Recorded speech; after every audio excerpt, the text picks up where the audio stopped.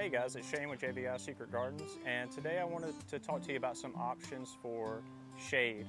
A lot of people, you've got big trees in your yard, your house faces the north side, you got an area where you're not getting a lot of light. You do have options, and I want to start with some that are easy to grow, that do well here in Middle Tennessee.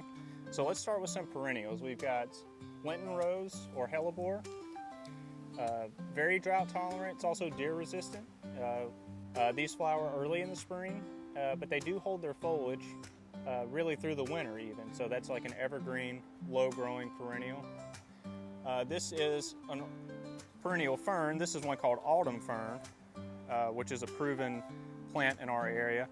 And again, in the wintertime, this fern does not die to the ground. It actually does hold foliage, and you actually get more of this copper orangey color in the fall and winter.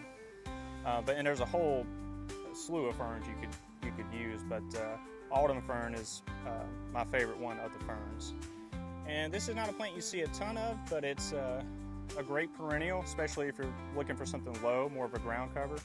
This is Epimedium, and this one has kind of a light yellow, white flower, but they tolerate dry shade, which a lot of people do have dry shade here in Middle Tennessee. And again, this is another deer resistant plant.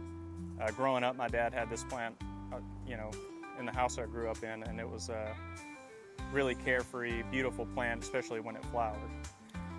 Hostas, of course, that's a classic in the garden. There's a million varieties now. Very easy to grow.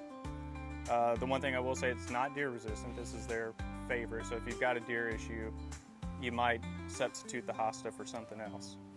And as far as shrubs go, a couple of evergreen shrub options. Aucuba. This adds a lot of color to shady areas. Would kind of brighten up a dark, shady spot.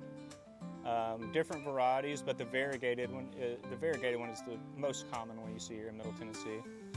And another evergreen, again, you don't see this plant a lot, but it does very well. This is called Lakothi or Fetterbush. This has beautiful winter color.